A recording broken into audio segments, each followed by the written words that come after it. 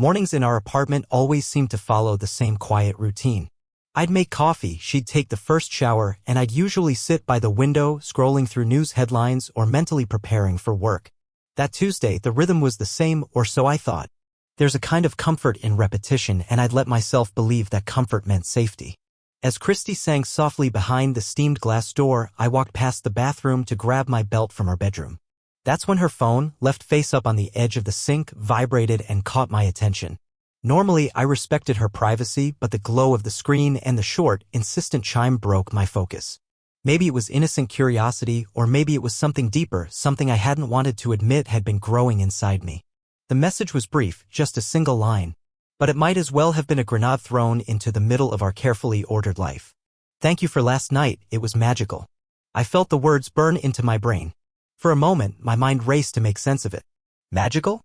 Who the hell says that unless something real happened? The sender's name was just a man's first name, Alex, someone I didn't immediately recognize. My pulse was loud in my ears, drowning out the sound of running water. I stood there for what felt like an hour, though it was probably just seconds. My first instinct was denial. There had to be some explanation, right? Maybe it was an inside joke, something from a group chat. Maybe magical meant the team finally landed a tough client or survived a brutal quarterly review.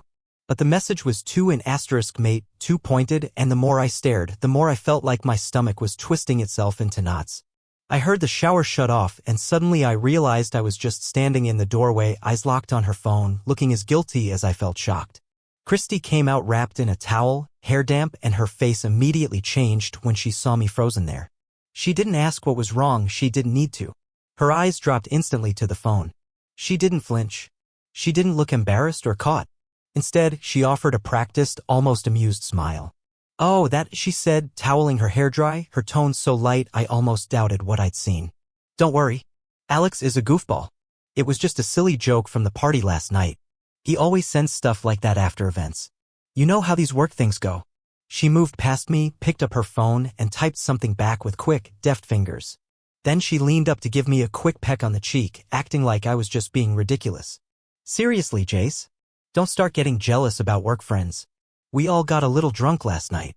He probably doesn't even remember what he wrote." Her voice was soothing, reassuring, even. I wanted to believe her. I told myself she'd always been honest, that she'd never given me a reason to suspect her before. And yet, something in her delivery felt too smooth, too rehearsed, like she'd expected this scenario and had her answers prepared. I tried to laugh it off, to shrug it away. I went to the kitchen and poured my coffee, but my hands shook a little. I watched her get dressed, humming as if nothing had happened. Maybe that was the worst part, how normal she could make everything feel, even as my mind reeled. I spent the rest of the morning on autopilot. Christy joked about running late, kissed me quickly at the door, and headed out to her office in the city. I stood in the hallway long after the door closed, listening to her heels echo down the corridor, trying to piece together whether I was overreacting or if my world was actually starting to crack. Work was a blur. I barely touched my lunch. I kept replaying the image of her phone in my mind, seeing the message over and over, imagining her at the party laughing with Alex, wondering what magical really meant. I tried searching for reasons to dismiss it. Maybe he was being dramatic, maybe they'd all had too much wine, maybe Christy was right and I was just being paranoid. But every time I thought I'd managed to put it out of my head, I'd remember the way she didn't hesitate. She was almost too convincing, and it scared me more than I wanted to admit. That evening, when Christy got home, I watched her closely, closer than I ever had before. She was cheerful, told me funny stories from the office, and acted like nothing had changed. But I couldn't stop seeing the message in my mind's eye. I felt like there was a pane of glass between us, everything muffled and distant. At dinner, I tried to bring up the party, fishing for details about who was there, but she breezed over it, laughing that it was the same old crowd, nothing interesting, everyone went home early. I nodded along, but I was cataloging every word, every micro-expression, every time her eyes flicked away from mine. That night, I lay awake in bed beside her, listening to her slow, steady breathing. I watched the way her hair spread across the pillow, the gentle rise and fall of her chest, and tried to remember the last time I'd felt truly close to her. There was a time when I believed we could talk about anything, when I trusted her the way you trust gravity, without thinking. But now, I was picking apart every memory, wondering if there had been other signs I'd missed. Was I just now waking up to a truth that had been there all along? I told myself that couples go through rough patches, that sometimes messages are just messages, that not everything needs to mean disaster. but I couldn't deny the icy thread of doubt winding through my chest. Christy had always been the steady one, the voice of reason, the person who never let small things get under her skin. If she said it was nothing, it should have been nothing. But the unease wouldn't leave me. It had set up camp somewhere deep inside, turning every moment between us into something uncertain and fragile. As the days passed, I noticed myself becoming hyper-aware of every small detail. How she checked her phone more often. How she kept it close, even in the bathroom. How she smiled when a text came through but never said who it was from. I tried to tell myself I was imagining things, that one message shouldn't be enough to unravel years of trust. But doubt, once planted, grows fast. And no matter how much I wanted to believe in Christy's version of events, something had shifted. The ordinary comfort of our life together suddenly felt foreign, as if I'd stepped into a house I no longer recognized. The next morning, as we went through our routine again, I caught myself watching her every move, searching for reassurance, for a hint that everything was really okay. She must have noticed, because she gave me a long, searching look over her coffee mug, her eyes softening a little. "Jace, you trust me, right?" she asked quietly. I forced a smile and nodded, because I didn't know what else to do. But the truth was, I wasn't sure anymore, not about her, not about us, and maybe not even about myself. I told myself I could let it go. I promised myself I'd stop obsessing, that I'd take her word for it, that I'd choose trust over suspicion. But as the days wore on, that promise got harder and harder to keep. Because once you've seen something you can't explain, it changes how you see everything else. And deep down, I knew I'd never look at Christy or our life quite the same way again. As the days passed, the nagging feeling in the pit of my stomach refused to go away.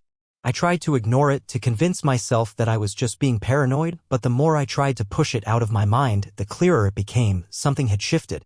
Christy had always been a creature of habit, and over the past few months, those habits had started to change in small but noticeable ways.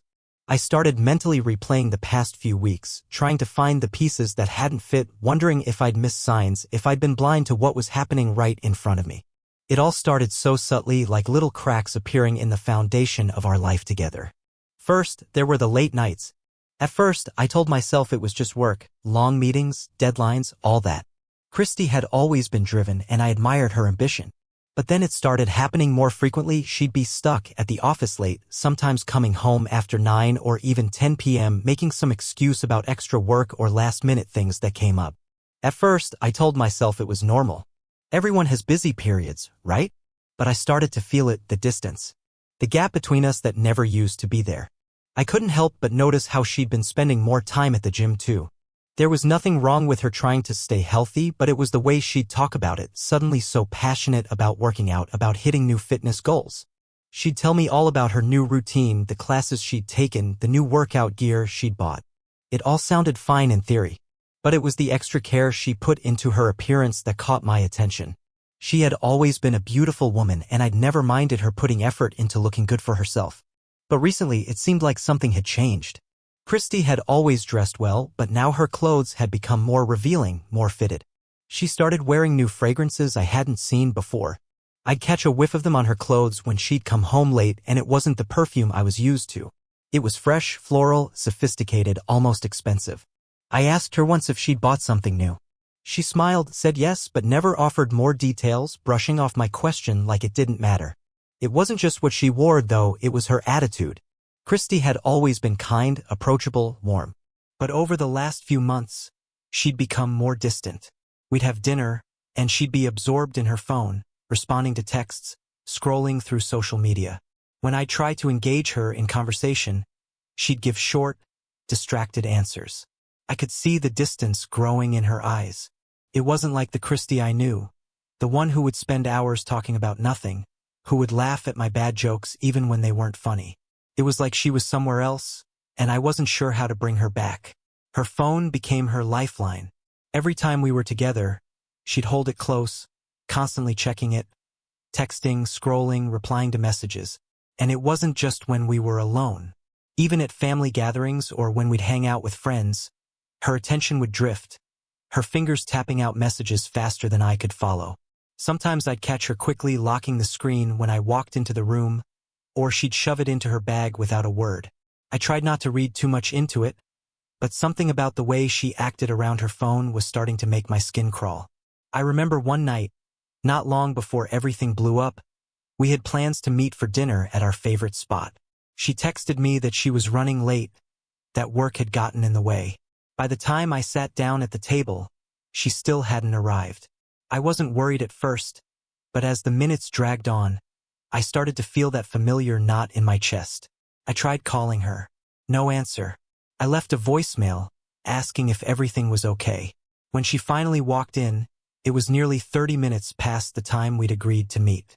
She looked flustered, but not like someone who'd had a stressful day at work. No, she seemed distracted, as if her mind was somewhere else.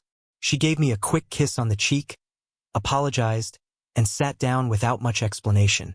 I noticed that she'd been out of touch all evening, not just with me, but with everyone around her. It wasn't the kind of thing I was used to. Christy always made an effort to connect with people. But tonight, it felt like she was in a completely different world.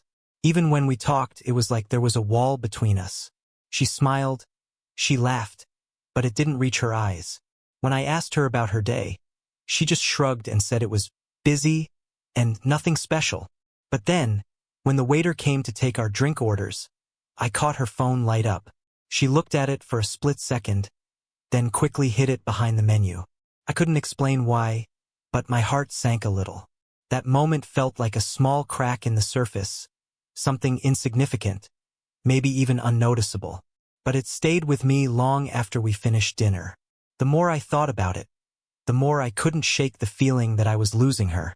She wasn't the same woman who'd once looked at me like I was the center of her world.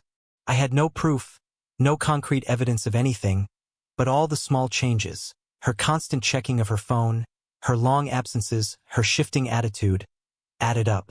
It felt like I was walking around in a fog, always second-guessing everything she did, wondering what I'd missed and whether the truth was buried somewhere beneath the surface, waiting to surface. One evening, as I was staring at my phone, I caught myself wondering if I'd become one of those paranoid husbands, the ones who imagine the worst. I tried to convince myself I was just overthinking it, but the nagging suspicion wouldn't go away. The more I replayed every little change, the clearer it became.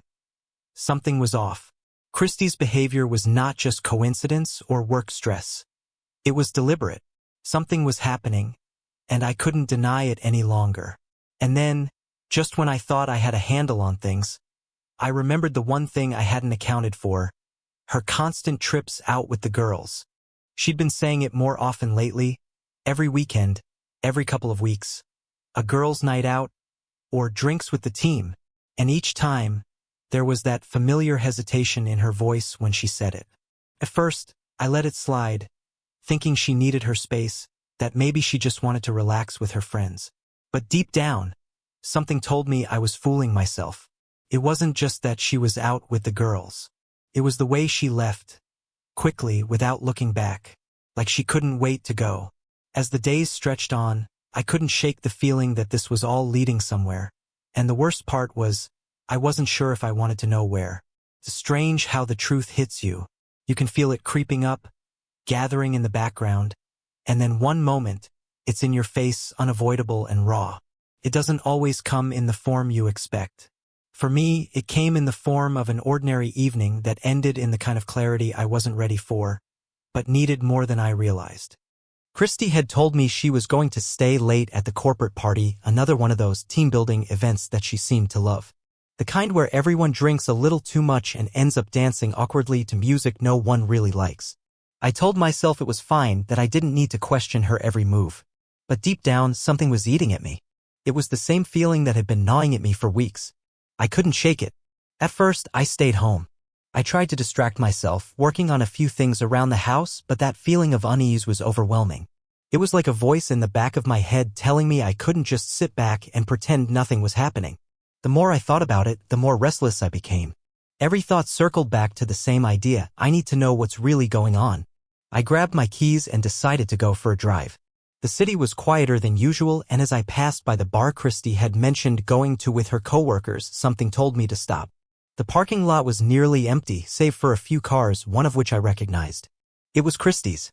I parked down the street and, for a moment, just sat there, hands tight on the steering wheel, trying to talk myself out of getting out of the car.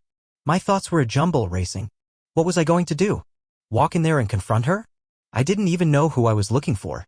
But I couldn't stay in the car either. The knot in my stomach was too tight, too suffocating. I stepped out of the car, the cold air biting at my skin. My shoes clicked on the pavement as I approached the bar. I didn't go inside, just stood at the edge, trying to peek through the frosted windows, waiting. And then, finally, I saw her. At first, I thought I was imagining it, or maybe just hoping it wasn't real. But then I saw him. Alex. The same Alex from the message. He had his arm around her waist, pulling her close, and she was laughing, really laughing, her head thrown back, her eyes sparkling like she hadn't looked at me in years. It was all too familiar, too an asterisk, mate. And it wasn't the kind of laughter that belonged to a group of friends, no, it was the kind of laughter that only happens when you feel safe with someone, when you feel something for them. I froze, my chest tight, my throat dry. The world seemed to blur around me as I watched them, standing there on the sidewalk, unable to move.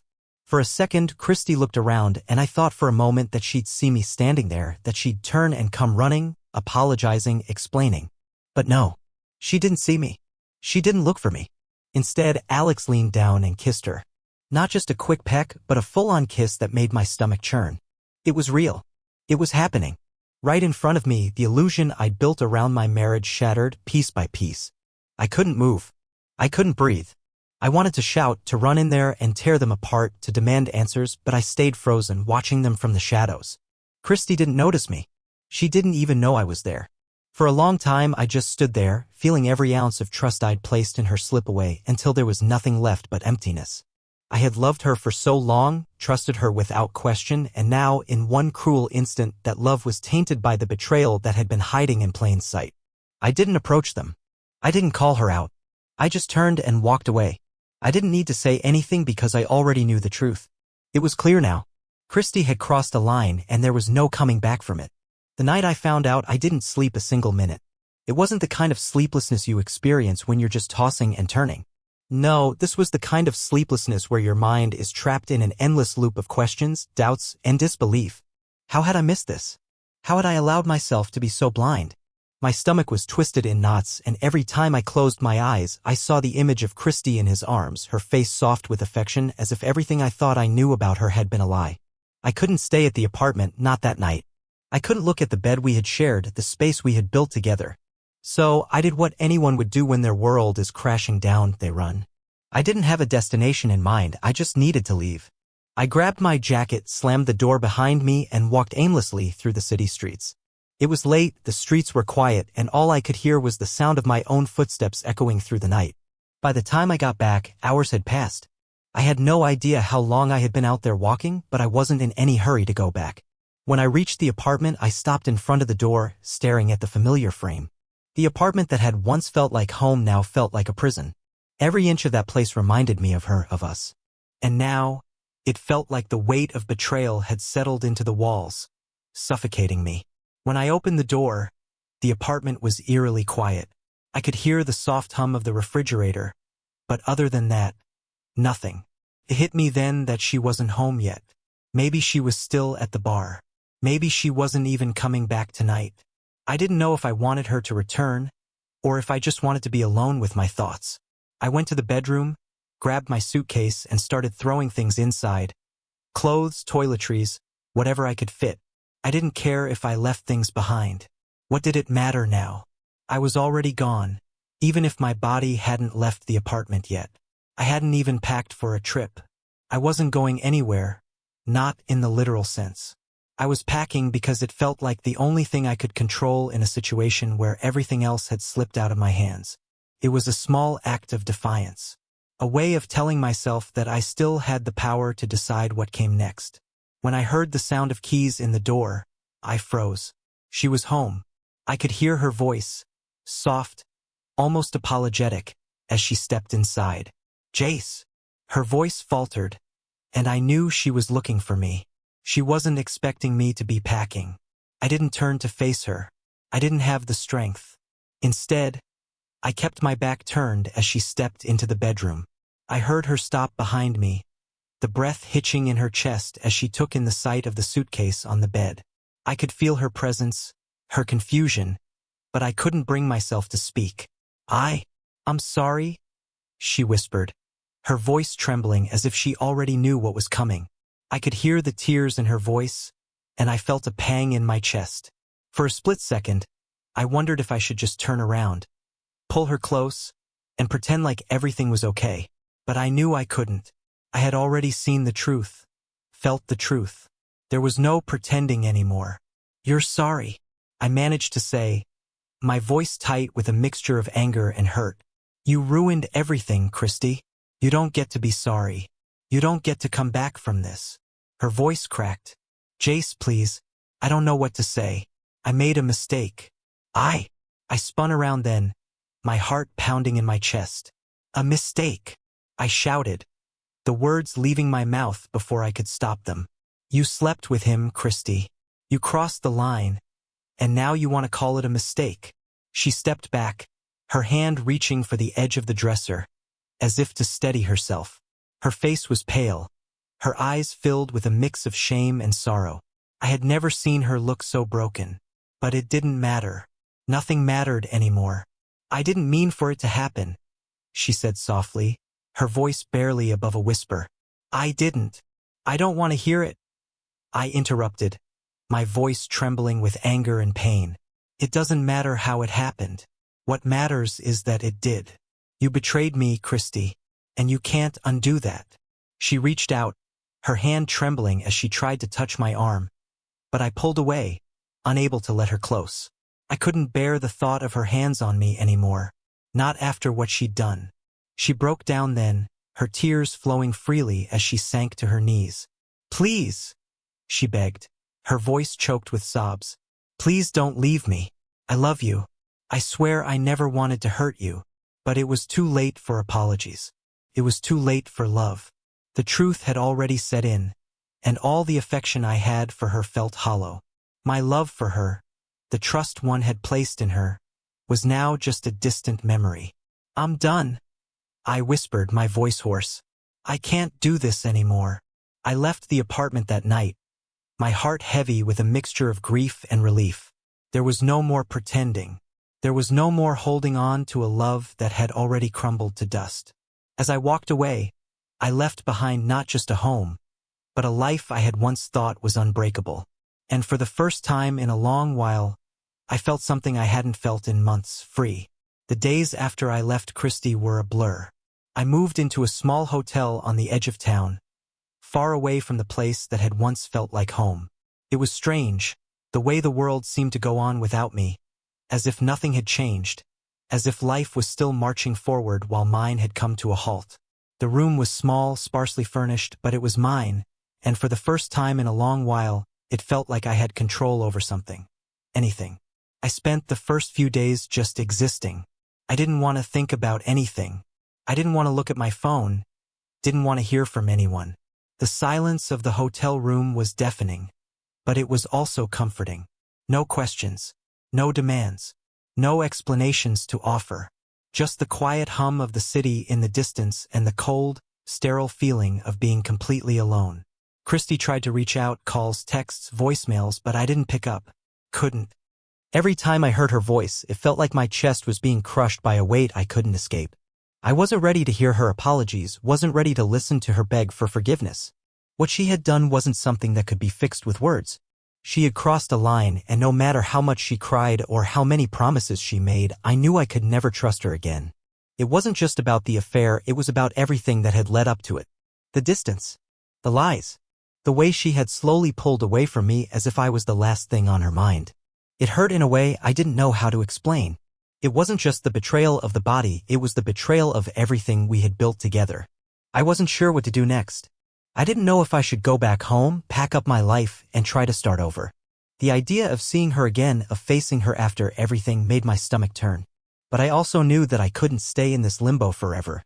I couldn't hide in a hotel room indefinitely, avoiding the reality of what had happened. I had to make a choice. That was when I called my best friend, Mike. He had been there for me through everything, through the highs, the lows, the moments when I wasn't sure which way was up. He'd always told me I was stronger than I thought, that I had the ability to get through anything. And maybe, just maybe, he was right. We talked for hours, the words spilling out of me in a way I hadn't expected. I told him everything, how I'd found out, how I'd felt when I saw Christy with Alex, how the weight of it all had crushed me.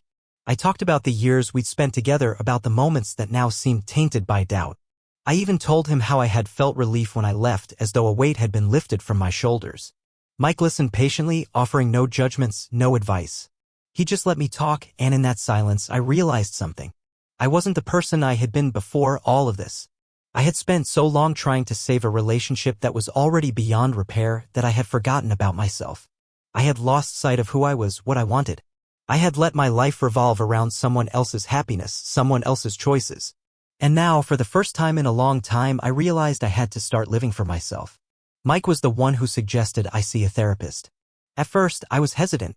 I didn't want to talk to a stranger about my feelings. I didn't want to sit in a room and spill my heart out to someone who would listen, nod, and give me a generic piece of advice. But when Mike said, "You'll never know if you don't try," it was like something clicked. The first session was awkward. I sat there, arms crossed, staring at the floor, wondering why I had agreed to this in the first place. But as the conversation went on, something shifted. I started talking, and then I kept talking. It wasn't about Christy or the affair, not at first. It was about me, about how I had gotten to this point, how I had allowed myself to lose myself in the relationship. How I had forgotten what I wanted, what made me happy. It was the beginning of something I hadn't expected, healing. The more I went to therapy, the more I realized that the pain of betrayal wasn't something that could just be swept under the rug. It was something that would take time, something I would have to work through piece by piece. But at least now, I was starting to see the light at the end of the tunnel. I wasn't stuck in the past anymore. I wasn't chained to a relationship that had broken down beyond repair. I was free. It wasn't easy. There were days when I wanted to reach out to Christy to hear her side of the story, to ask her if she still loved me. But I knew that would only drag me back into the mess. She had made her choices, and now it was my turn to make mine. In therapy, I started to talk about what I wanted for the future, what kind of life I wanted to build for myself. The freedom to choose my own path, to focus on my own happiness, to be the person I used to be. The person I had forgotten. I didn't know what was coming next. I didn't know if I would ever get over this. But for the first time in months, I was beginning to see the possibility of something new. And that was enough. A few days after I moved out, Christy reached out again. This time, it was to arrange a meeting to discuss the details of the divorce, property division, finances, and the end of everything we had built together. I wasn't looking forward to it, but I knew it was necessary. I couldn't keep avoiding it. So I agreed. When we met, it was awkward, and she was different. The woman who had once been so confident, so sure of herself, now seemed small, fragile. She avoided eye contact and spoke in a soft, almost pleading tone. She apologized again and again, asking for another chance, for me to reconsider. But her words were empty to me now. They didn't change the fact that I had seen the truth. "Jason," she said, her voice trembling. "Please, I know I messed up. I made a mistake. But I love you. I can change. We can fix this." I wanted to believe her. I wanted to say that maybe we could work things out, that we could start fresh, but I couldn't. The trust that had taken years to build had been destroyed in an instant, and no amount of words could bring it back. I looked at her, at the woman I had once loved so deeply, and realized that I was done. "You broke something that can't be fixed, Christy," I said softly, my voice steady. "Trust isn't something you can rebuild overnight. I can't go back to that. I can't keep pretending everything is fine when it's not." As I left the meeting, something unexpected happened. I felt relief. For the first time in weeks, maybe months, I felt like I was free. It was as if a weight had been lifted from my chest, the weight of trying to save something that was already broken beyond repair. I stood outside the building, the sun shining down on me, and I realized that for the first time in a long while, I wasn't afraid. I wasn't afraid of the future.